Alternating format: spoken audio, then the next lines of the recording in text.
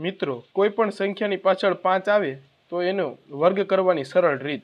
તો કોઈ પણ સંખ્યાની પાછળ 5 આવે તો પહેલા તો આપણે 25 લખી નાખવાનો, 5 નો વર્ગ એટલે કે 25। અને હવે આગળની સંખ્યા તો કે 4 પછી કઈ સંખ્યા? તો 5, તો 4 પંચા 20, તો આનો વર્ગ થઈ ગયો। તો એ જ રીતે 75 નો વર્ગ, તો 25 લખી નાખવાનું અને એના પછી 7 પછી 8 આવે તો 7 અઠ્ઠા 56। એ જ રીતે 85 નો વર્ગ, તો હવે તો આપણે મોઢે થઈ જાય એમ કે 72, 8 નવા 72, 25।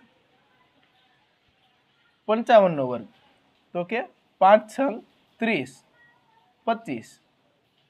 તો એ જ રીતે હવે આગળની બે સંખ્યાનો વર્ગ તમે તમારી રીતે કરી અને કોમેન્ટમાં લખો।